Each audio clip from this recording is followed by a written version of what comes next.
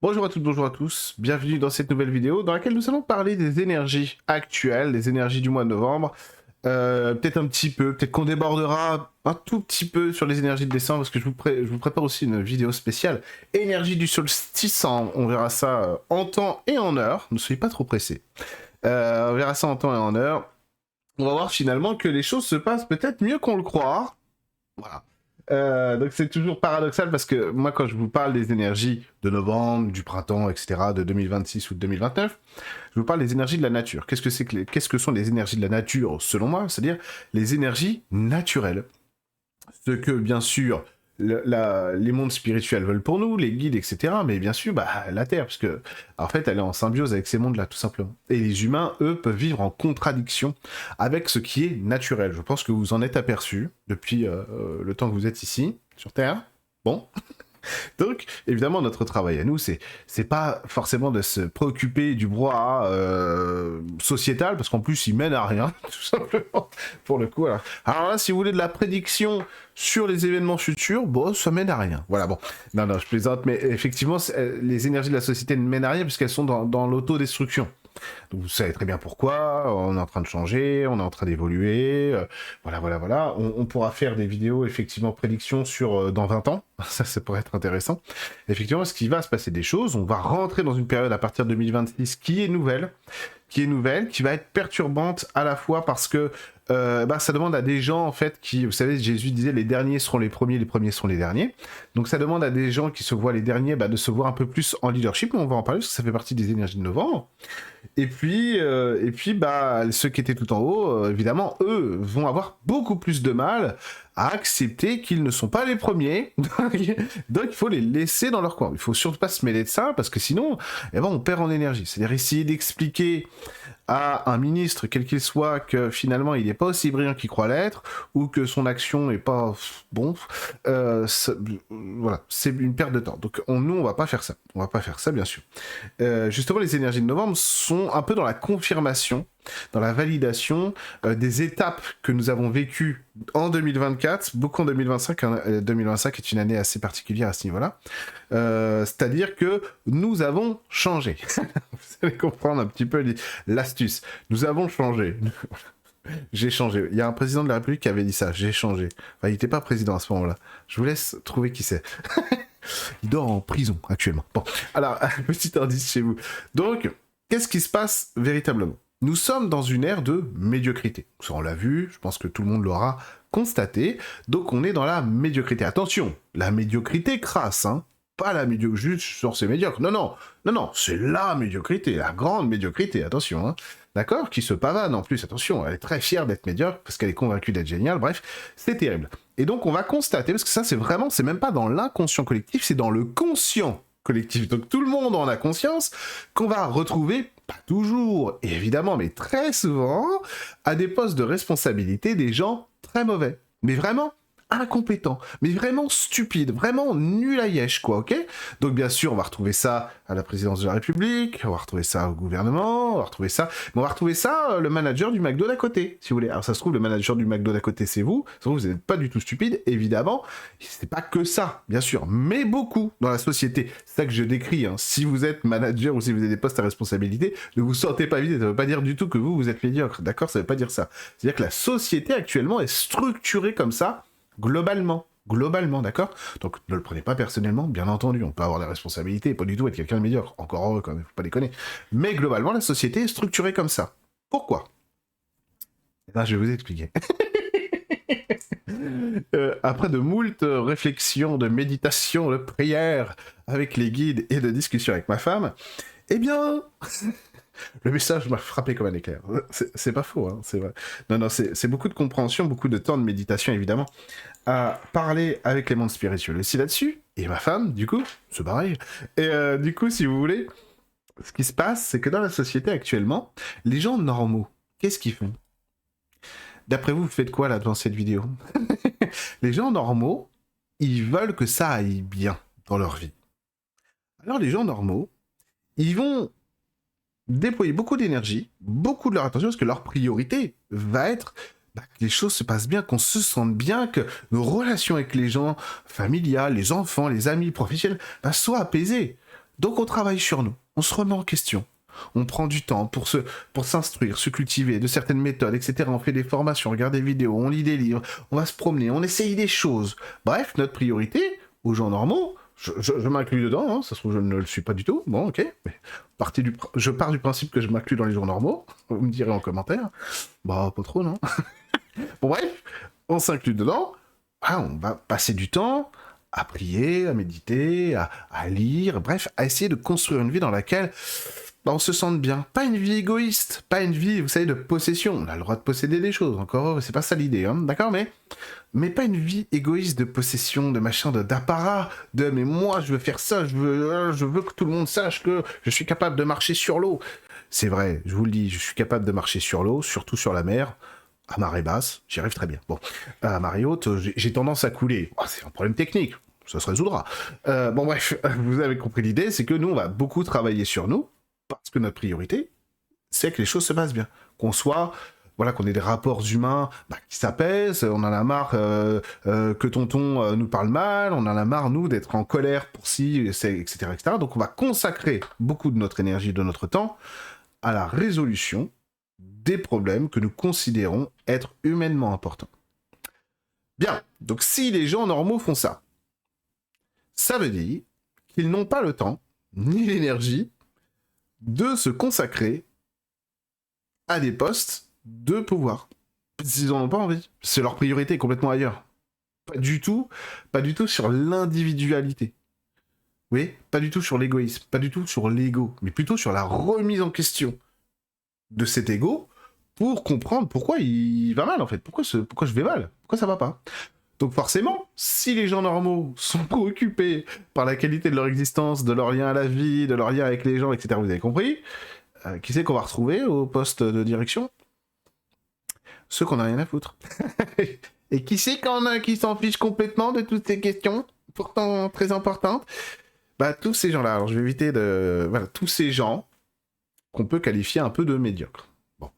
Alors, attention, ne nous trompons pas. Ce n'est qu'une étape. Surtout que ces gens médiocres, va bien falloir qu'on les aide.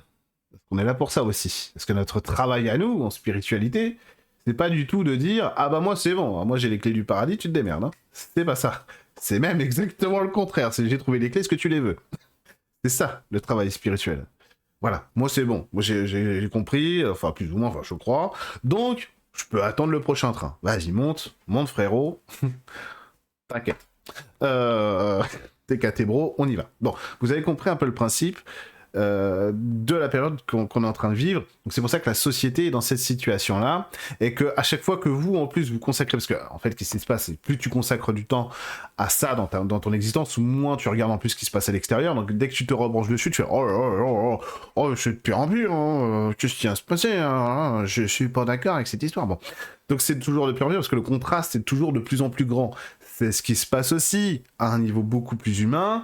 Lorsque ça, vous avez pris 6 mois, là, ça fait 6 mois que vous n'avez pas vu votre frère, tata, maman, papa ou je sais pas qui, ou une collègue, des gens que vous aimez bien, hein, avec qui ça se passe bien, mais parce qu'il y a beaucoup de gens qui me disent mais je comprends pas, j'ai revu des amis, ça se passe pas comme avant, enfin c'est moi qui ai changé, je suis devenu bizarre ou quoi, qu'est-ce qui se passe? Qu'est-ce qui se passe? C'est ce que je vais vous décrire là.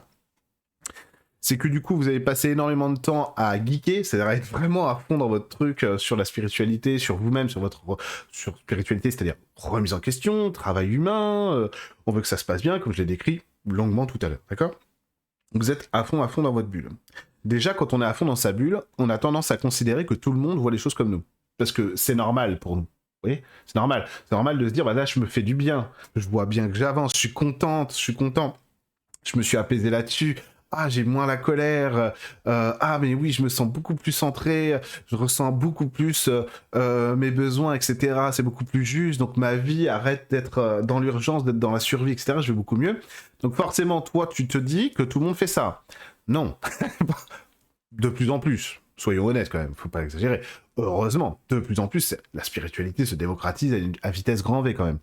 Alors, pour le meilleur, et parfois pour le pire. Mais c'est pareil, ça n'est qu'une étape, ça s'arrangera tout ça, c'est pas grave. Oui, on se tape un peu n'importe qui des fois sur internet, c'est pas grave, regardez, bon, si vous voulez. Mais tout ça va s'étaler dans le temps. Bon. Donc quand on revoit Francine, Tata Francine, tonton Gérard, j'ai un tonton Gérard, hein. Tonton Gérard, je sais pas eu depuis 30 ans, mais tonton Gérard, etc. Le cousin Julien qui a fait son école de commerce, etc. Toujours le même, hein, bien sûr. Et, etc. Bah, en fait, l'écart s'est creusé en quelque sorte. Donc on ressent beaucoup plus de choses parce que surtout que nous, quand on travaille sur nos problématiques personnelles, quand on est sur nos peurs, sur nos besoins, etc., qu'on élucide ces choses-là, qu'on vient pas guérir, parce que c'est un terme médical, bien sûr, on n'a pas le droit de dire ça, seule la science fait foi dans notre monde, vous le savez très bien, quand on vient libérer des blocages, et j'ai pas envie d'aller en prison, hein. Quand on vient libérer des blocages, etc., qu'est-ce qui se passe? Ben, on intègre les choses, donc des fois on va ressentir beaucoup plus fort finalement des choses qui avant nous touchaient pas, nous touchaient moins ou peu. Vous voyez? Donc c'est ça qui va se passer. Donc non, vous n'êtes pas le problème si vous voulez, mais vous avez changé. Vous voyez? Vous n'avez pas fait qu'évoluer, vous avez changé. Et en changeant, bah forcément, bah on perçoit les choses différemment. C'est évident. C'est évident, vous avez, par exemple, vous avez changé dans votre vie, vous n'avez plus forcément les mêmes besoins que lorsque vous aviez 9 ans, donc forcément, juste vous offrir une sucette n'a pas le même effet dans votre vie aujourd'hui que ça pouvait l'avoir avant. Bon, l'exemple est un petit peu osé, mais là je l'ai improvisé, je suis désolé.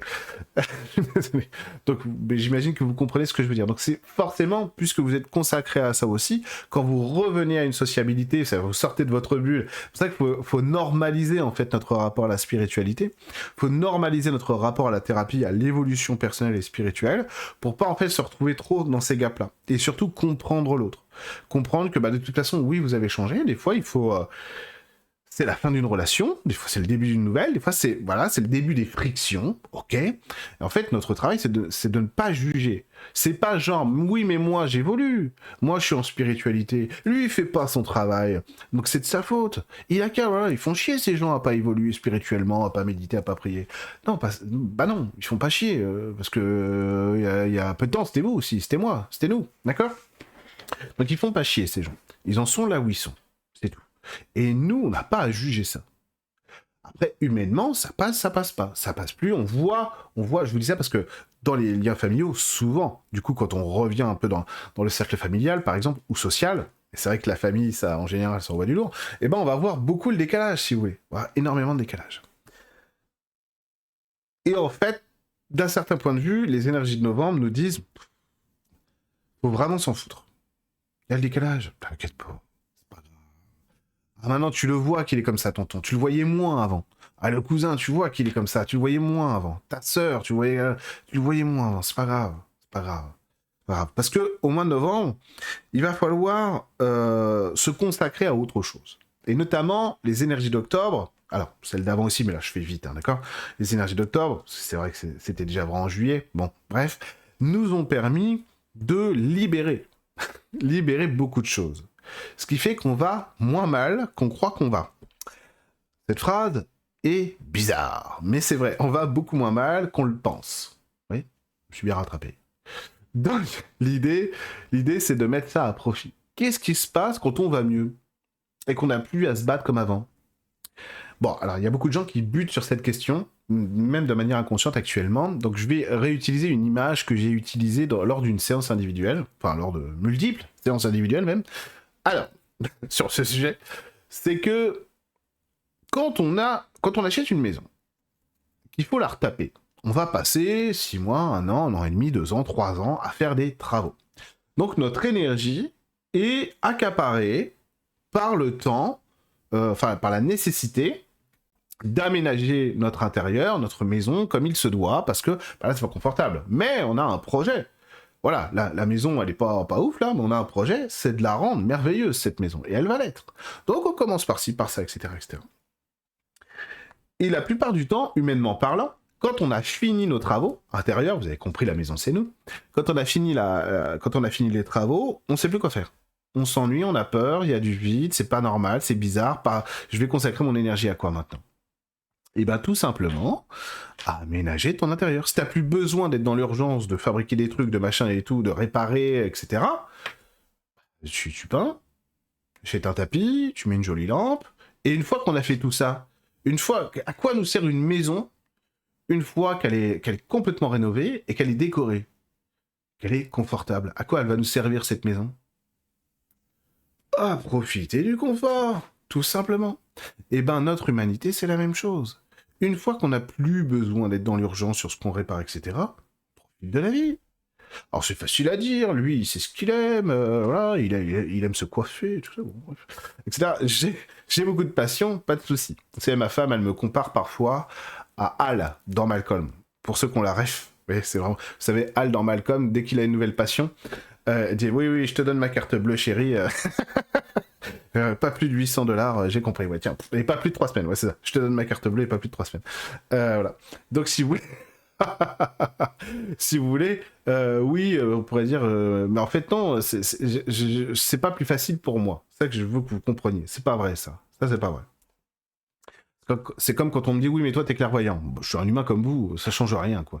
Vous voyez, la clairvoyance, quand t'as des graves problèmes, sur le moment, voilà. Alors, bien sûr, ça va apporter d'autres choses, pourquoi pas.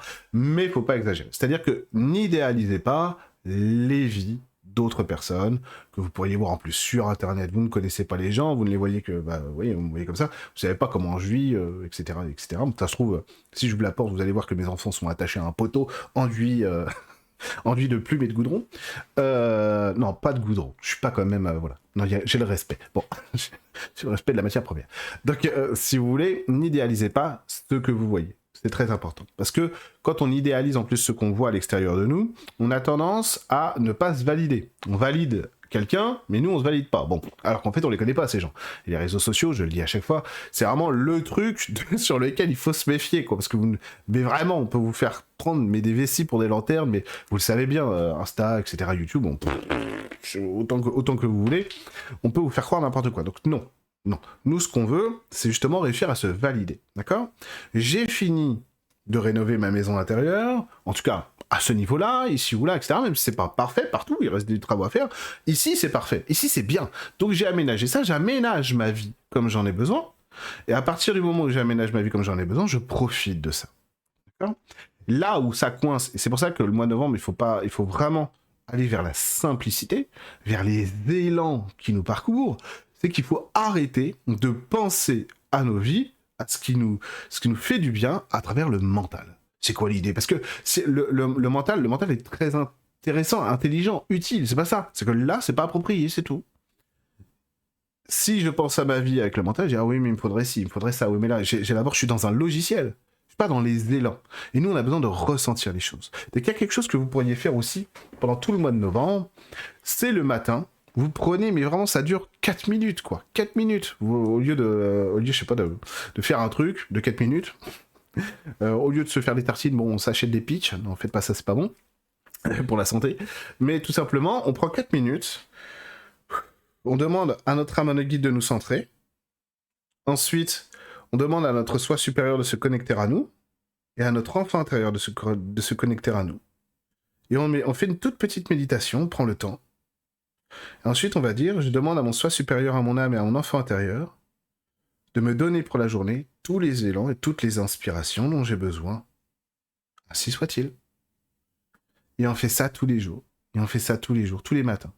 Et quand on perd l'élan dans la journée, etc., ben on se reconnecte, ça prend 5 secondes, hop, je me reconnecte à mon soi supérieur, à mon enfant intérieur, à mon âme. Je vous demande de continuer à m'inspirer pour la journée. Merci. Voilà. Et on fait ça. Chaque fois que ça va pas, chaque fois qu'on se sent dissocié de notre soi profond, etc. Vous voyez? On revient à ça, tout simplement.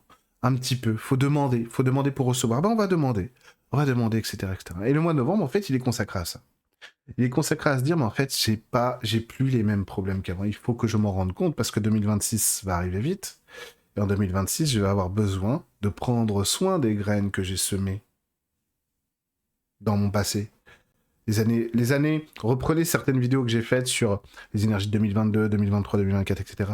Ces années-là, elles ont abouti à quelque chose. Vous n'êtes plus la même personne qu'avant. L'année 2026, c'est le moment où ces graines vont commencer à sortir de terre. Et donc, il va falloir être prêt pour les assumer, ces graines. Ça va être très important. Pas très important en mode attention, c'est important. Non, c'est important pour vous, c'est normal. C'était des aboutissements aussi. Et vous allez vous rendre compte, on en reparlera en juillet ou en juin, mai, juin, juillet 2026, que bah individuellement, ça va pas mal. Ça va pas mal du tout. Alors, dire, oui, mais collectivement, t'as vu, ils veulent faire ci, ils veulent faire ça, mais ça c'est du vomi énergétique, on s'en fiche de ça. On s'en fiche de ça. C'est pas de là que va venir le salut. C'est pas sur BFM TV ou à l'Assemblée nationale, c'est pas là que va venir le salut de l'humanité. C'est chaque petite action quotidienne qu'on met en place pour se relier à la réalité de l'existence, c'est ça qui va amener le vrai changement. Eh oui, ce sera pas une révolution, etc. C'est pas ça qui va amener le grand changement, croyez-moi. C'est pas ça. C'est nous, des petites actions du quotidien. Je vous prie de m'excuser, je vous ai marché sur le pied, madame. Mais c'est pas grave, vous inquiétez pas, monsieur. Et voilà. La bienveillance. La bienveillance, elle n'est pas là-haut. Elle ne peut être que chez nous. Donc ça va être à nous d'instaurer ces nouveaux standards. On pourrait parler, mais on va pas le faire, parce qu'on pourrait parler en fait de certaines choses qui se sont passées, notamment au XXe siècle, etc. Quels étaient les standards de violence et de haine dans les sociétés de l'époque? Parce que croyez-moi, ce qui s'est passé en Allemagne en 1930 et par la suite, en fait, ça vient pas de nulle part. Vous savez, quand les gens se disent « Mais je comprends pas, il n'y avait pas de résistants Qu'est-ce que c'est que cette histoire? Comment on a pu laisser faire un truc pareil ?» Mais tout le monde était d'accord, ouais. Il y avait la ségrégation raciale aux États-Unis, en Suède, il y avait l'Angleterre et la France, des puissances coloniales et racistes assez puissantes quand même, non? Vous vous rappelez pas? Voilà pourquoi on a laissé faire, parce qu'on était d'accord. On fait ce qu'ils faisaient ces gens-là dans leur pays, c'était pas, ça nous choquait pas plus que ça. Bon, voilà. Après, on a dit, ils sont allés forts quand même. Mais au début, ça nous choquait pas plus que ça. C'est pour ça qu'il y avait un consentement global de nos sociétés occidentales à ce niveau de violence. Il y avait un consentement global. Mais vraiment, hein. Bon, on voit bien que ça a profondément changé. Heureusement, quand même. Purée. Ça a profondément changé. On pourrait dire, c'est pas vrai, tu dis que ça a profondément changé, mais l'extrême droite est très puissante, actuellement. Elle est en caisse de résonance. Heureusement que ça n'est que ça, putain. Après, il y a toujours le fameux petit commentaire. Oui, tu dis que t'es là, mais je vois pas le rapport. Parce que des fois, il y a toujours une personne sur des milliers qui vient dire oui, mais moi je suis d'extrême droite, grosso modo, je suis un facho et je suis spirituel. Non, c'est pas compatible, Kevin. Tu ne peux pas faire ça. C'est pas compatible du tout. C'est comme être chrétien et raciste, ça ne marche pas. C'est voilà, c'est pas possible. Mais bon. Bref, on est dans la logocratie, comme dirait Clément Viktorovitch, et on peut faire aujourd'hui, on invente n'importe quoi. Vous savez, quand vous êtes un gros facho aujourd'hui, vous êtes quelqu'un de bien, vous êtes un humaniste. Soit disant. Bref, passons. Donc, on voit bien que le niveau de consentement aux violences a complètement été bouleversé. Nous ne sommes plus d'accord dans nos sociétés. Nous ne voulons plus ces violences-là, globalement. Oui, il y a des caisses de résonance puissantes, notamment dans les médias, on sait pourquoi, mais elles sont en train d'échouer. C'est-à-dire qu'on voit bien que elles ont beau taper, parce que là, ils ont mis le paquet quand même dans les médias politiquement pour que les gens aillent dans le consentement à une nouvelle vague de violence. Et pourtant, on n'est pas si consentant que ça, loin de là même. Ça, c'est la bonne nouvelle quand même, c'est la bonne nouvelle. Et alors, on n'est pas sorti d'affaire, hein, parce qu'on n'est pas non plus devenus tous des Christ en puissance, c'est certain. Mais par contre, on voit bien que ça évolue. Bon. Donc n'ayez pas peur de ce que vous entendez dans les brouhahas. C'est pas de là que vient le changement, d'accord? Il vient de vous. Et c'est ça qui va jouer, notamment au mois de novembre. Donc soyez attentifs à vos méditations, soyez dans la demande quand vous avez besoin, quand vous avez des doutes. Voilà, inspirez-vous. J'ai besoin de retrouver des élans dans tel domaine, s'il vous plaît, etc., etc. Notez-le même. Vous faites, tiens, je commence le 5 novembre. Puisque cette vidéo sera publiée le 5 novembre. Je commence le 5 novembre, on verra le 5 décembre où j'en serai. Oui, vous faites un petit carnet, puis vous notez. Ah bah oui, j'ai fait ci, j'ai fait ça, il manque ça, bon. Moi, j'ai pas encore évolué comme je veux, mais je continue, il y a un truc qui s'est passé, hein, on sent que le bateau a quitté le quai, il part encore en haute mer, mais par contre, bon, il est encore dans le port, mais par contre, il y a un truc qui s'est passé. Voilà, on note, puis on voit ce qui se passe, d'accord? Allez, je vous fais des gros bisous, et je vous dis à très vite sur ma chaîne YouTube. À très vite.